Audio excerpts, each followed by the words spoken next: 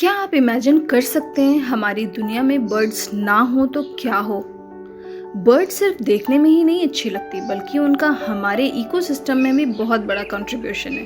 और जैसा कि आप सब जानते हैं कि 5 जून को होता है वर्ल्ड एनवायरनमेंट डे, जिसमें हम हमारे इकोसिस्टम से जुड़े सभी कंट्रीब्यूटर्स के लिए और क्या बेहतर कर सकते हैं उस पर काम करते हैं। तो आज है बर्ड्स की बारी। चलिए जानते हैं 7 वो रीजंस कि क्यों बर्ड्स हमारे लिए ज़रूरी हैं।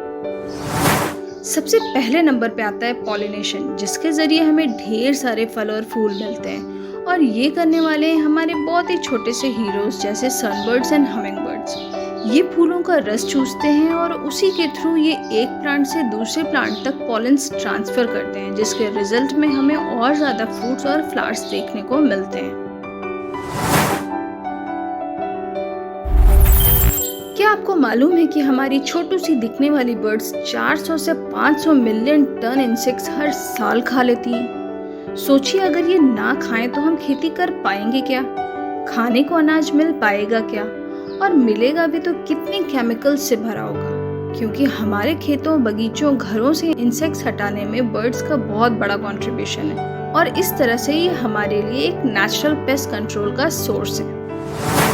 जो शिकारी बर्ड्स होते हैं वो भी हमारे लिए एक तरह से बहुत फायदेमंद हैं। वो हमारे आसपास रहने वाले रोडेंट्स यानी चूहा वगैरह का शिकार करते हैं, जिससे उनकी पॉपुलेशन कंट्रोल में रहती है और हम बहुत सारी डेडली बीमारियों से बचे रहते हैं, जिनके लिए चूहे पूरी तरह से जिम्मेदार हैं। ये अपने बॉडी में बीमारियां कैरी करके चलते हैं, जिससे दूसरे जानवरों के साथ साथ इंसानों के लिए भी ये बहुत खतरनाक हो सकते हैं। उसके अलावा ये खेतों को नुकसान पहुंचाने में भी बहुत बड़ा रोल निभाते हैं। पानी वाली जो बर्ड्स होती हैं वो फिशेस के साथ साथ क्रैब्स, प्रॉन्स और भी वाटर क्रिएचर्स खाती रहती हैं, पर उनको रेस्ट या नेस्टिंग के लिए उन्हें दूसरे किसी लैंड पे जाना पड़ता है। इस दौरान जो न्यूट्रिएंट्स इन्होंने फिश वगैरह से लिए थे उसको ये दूसरे लोकेशन पे ट्रांसफर कर देती हैं अपने पॉटी के जरिए। इनके पूप में होता है नाइट्रोजन, जो कि एक एक्सीलेंट फर्टिलाइजर का काम करता है पेड़ पौधों और कोरल रीफ्स के लिए। बहुत ही ज्यादा नंबर में बर्ड्स इसमें अपना कंट्रीब्यूशन देती हैं, जिससे उन सुनसान जगहों पे जहाँ हरियाली नहीं थी वहाँ भी होने लगती है, जिससे कई चैलेंजिंग जगह पे रहने वाले जानवर जिनको घास नहीं मिलता उनके लिए खाने का जुगाड़ हो जाता है ना कमाल?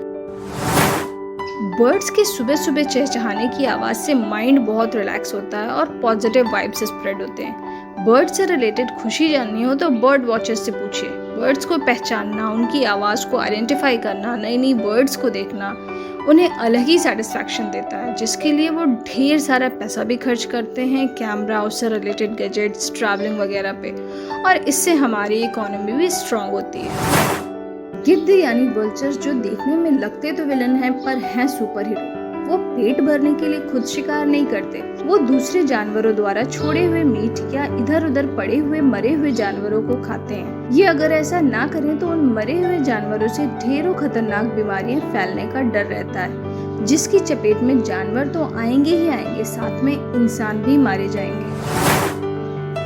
बर्ड्स बेरीज एंड फ्रूट्स को बहुत पसंद से खाती हैं और फिर इन्हीं को हर जगह वो डिस्ट्रीब्यूट कर देती हैं अपने पंख या पूप के द्वारा, जिससे इनके खाए हुए बेरीज वहाँ भी होने लगते हैं जहाँ पहले नहीं थे, और हमारे फॉरेस्ट और हेल्दी होते जाते हैं इन बर्ड्स की मेहनत से। आई होप कि अब आप इन प्यारी प्यारी बर्ड्स को सिर्फ उनकी ब्यूटी के लिए ही नहीं जानेंगे, बल्कि उनका ह्यूज कंट्रीब्यूशन हमारे इकोसिस्टम को हेल्दी रखने और हमारे नेचर को प्रॉपर बैलेंस देने के लिए भी जानेंगे। तो आप भी इन लिटिल हीरोज को अपने वहाँ वेलकम करिए, उनके खाना पानी और ग्रीनरी का इंतजाम करके, क्योंकि बदले में तो वो बहुत कुछ देने वाली है ना।